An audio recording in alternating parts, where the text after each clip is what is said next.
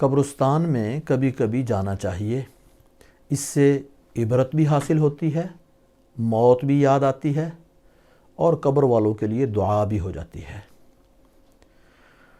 اور انسان اگر تدفین کے لیے میت کے ساتھ جائے، تدفین میں شریک ہو جائے تو ایک قرات اجر بھی اضافی ملتا ہے، ایک قرات جنازہ پڑھنے کا ثواب اور ایک قرات تدفین میں شامل ہونے کا ثواب ملتا ہے۔ اللہ کے رسول صلی اللہ علیہ وسلم سے سوال کیا، یا رسول اللہ قرات کتنا ہے؟ آپ نے ارشاد فرمایا ایک قرات احد پہاڑ کے برابر ہے۔ تو اجر بھی بہت ملتا ہے اور انسان کو عبرت بھی حاصل ہوتی ہے۔ ایک مرتبہ حضرت علی رضی اللہ تعالیٰ عنہ چند ساتھیوں کے ساتھ قبرستان میں تشریف لے گئے۔ وہاں جا کر آپ نے فرمایا تمہارا کیا حال ہے؟ تمہارے مال دنیا میں لوگوں نے تقسیم کر لیے، تمہاری جائیدادیں آپس میں تقسیم ہو گئی، تمہاری بیویوں نے نئے نکاح کر لیے، تمہارا کیا حال ہے؟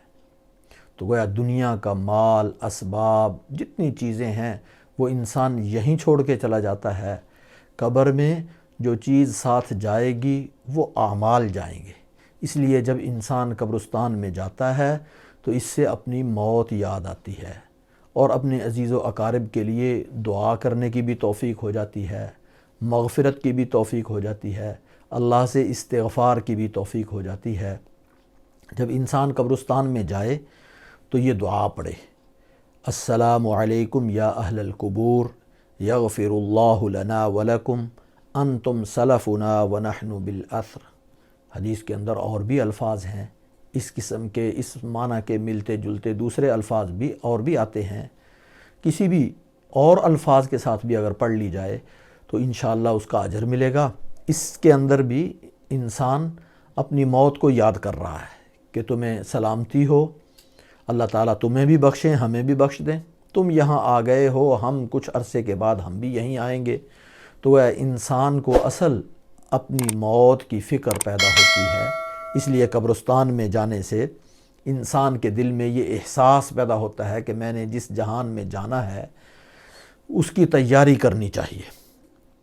تو قبرستان کے اندر انسان ایک تو یہ دعا پڑھے، دوسرا جتنے وہاں رہنے والے مردے ہیں ان کے لیے ایصال ثواب کرے، قرآن کریم کی کچھ تلاوت کر لے، ذکر اذکار کر لے، درود شریف پڑھ لے، یہ پڑھ کے ان کے لیے ایصال ثواب کر دے اور مغفرت کی دعا ان کے لیے کرے۔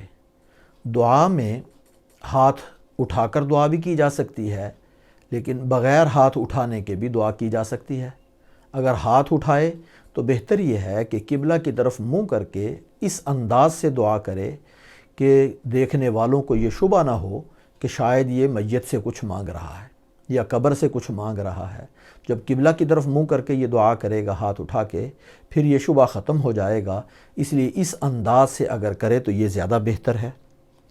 اور قبرستان کے اندر انسان کو قبروں کو روندنا نہیں چاہیے، اس انداز سے جائے کہ قبروں کے اوپر سے بھی نہ گزرے، ان کے اوپر بھی نہ چڑھے، ان کو روندے بھی نہ، بے حرمتی بھی نہ کرے۔ اس انداز سے جائے کہ قبروں کی بے حرمتی نہ ہو، اور پھر وہاں بھی گندگی اس قسم کی نہ ڈالے جس سے وہاں آنے والوں کو، دوسرے لوگوں کو تکلیف ہوتی ہو۔ تو اس کا خیال کر کے وہاں ان کے لیے مغفرت کی دعا کرے۔ اور وہاں غفلت کے ساتھ رہنا اور دنیا کی باتیں کرنا، ہنسی مذاق کرنا، یہ انتہائی خطرناک ہے، نامناسب ہے۔ اور خاص طور پہ اگر تدفین ہو رہی ہو اس وقت اس قسم کی دنیا کی باتیں کرنا، ہنسی مذاق کرنا یا دوسروں کے ساتھ اپنی باتوں میں الجھنا، یہ مناسب نہیں ہے۔